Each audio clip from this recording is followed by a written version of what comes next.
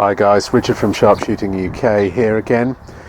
Last in the series of my rifles is another 2.2, another 2.2 LR. This is interesting, because as much as I always thought leather actions were cool, I didn't realise they'd have a serious place in a modern sort of arsenal.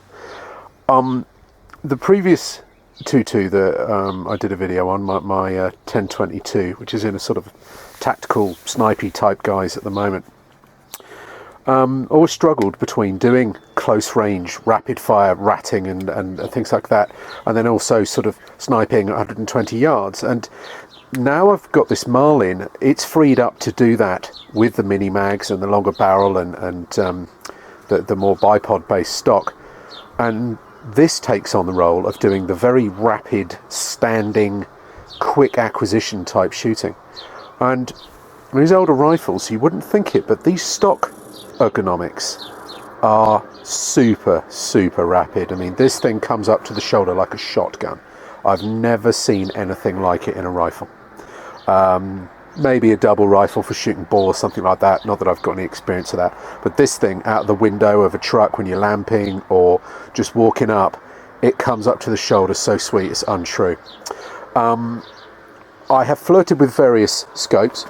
I settled in the end for putting on a rail and a 1.5 to 4.5 Bushnell Elite here with a lit ret, so you can shoot it with one eye open, just like a red dot sight. You've got the bright ret on there. I've also put the brilliant S10 O-light on. This little thing fits in a 20mm laser clamp, as you can see, and gives 320 lumens. Unbelievable. So that is more than enough for close range ratting and such like, which I do using the very useful CCI segmenting hollow points that break up on impact. They reduce ricochet, much increase the impact on impact, which is great. Yes, they're a bit more. They're not prize-winningly accurate, but they're more than adequate. And yeah, I love them through this, especially when shooting rats at 10-12 yards. I've got a laser here that I put on the primary 0. You see I've cut the cord off. The cord is actually broken, and I found that if I cut the cord off, it just stays on. So what I do is I turn the battery around, which I've put the wrong way around, put the battery in, and it will just light regardless of any buttons and cables and such like, which I find is actually quite simple. Not the most elegant of solutions, but it just works. So yeah, close range rig. It's very accurate. Very accurate. I mean, these micro bore barrels are micro grooves, sorry, are really something. Instead of having a few lands, they have almost constant grip on the bullet, like 20 lands, and they really grab it, but softly. And I don't know, it's very accurate, much more accurate than I need for the ranges I use it. So it's very much point and shoot, quick acquisition. Marlin have had plenty of trouble with quality, but this one is a 1974 model, it transpires, and it's a good one. In fact, that's what convinced me to buy it. When I worked the action in the gun shop where it was second hand, the tightness of the action and the fit, I could tell was hand matched and old school engineering, old school quality, and I knew right then that I had to have this. And I bought it cheap, restored the wood, look at that grain, re-blacked the handle, but left all of the rest of it silver, which is gorgeous. So yeah, very rapid, 19 shots, easy to strip, nice and tough. If the wood gets a knock, you know, it's not the end of the world.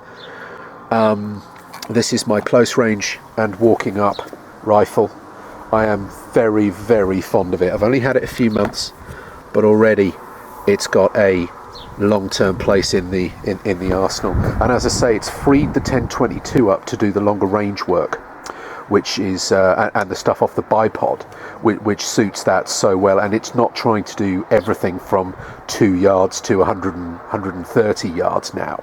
The 1022 is my 50-yard plus gun, and this does the 0 to 50 yard stuff, helped by a very versatile scope.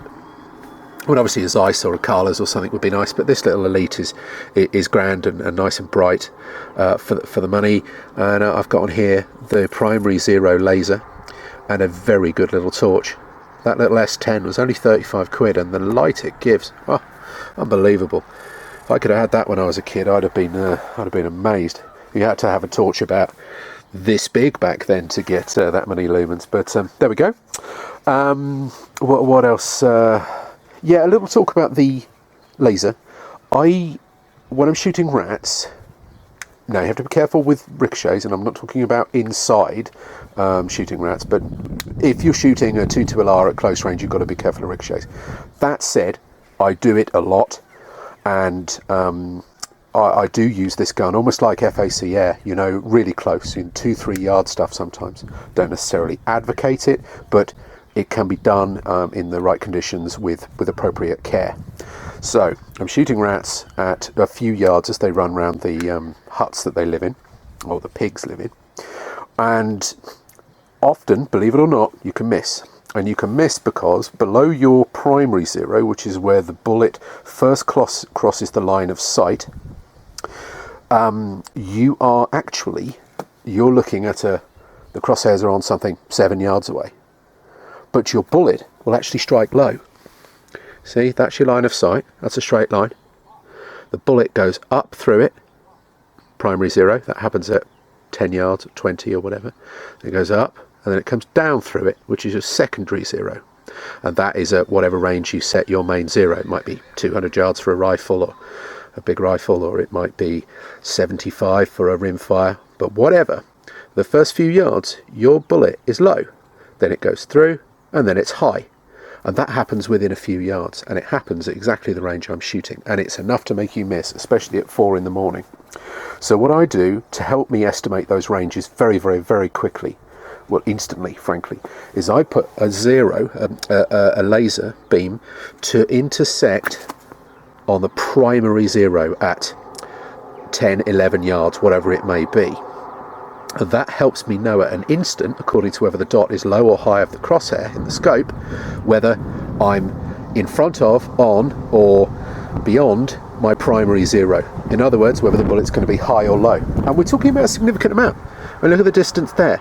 The bullet crosses in the first 10 yards, or 15 maybe, it crosses through that height there, from bore to centre of scope, twice.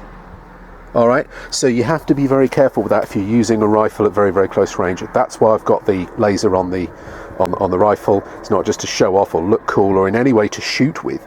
It's simply as an aiming aid, and it is mighty useful. So that and the torch, 19 shots, fragmenting ammo, very, very, very quick handling, lightweight, carry all night, you know, portability. This has become a real firm favourite. It's spit accurate, old school, beautiful.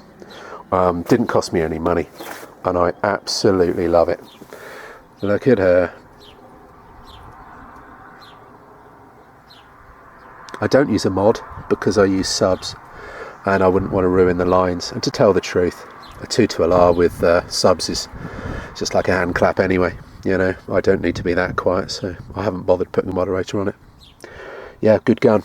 Very, very nice gun. There we go, guys. Hope you found that interesting.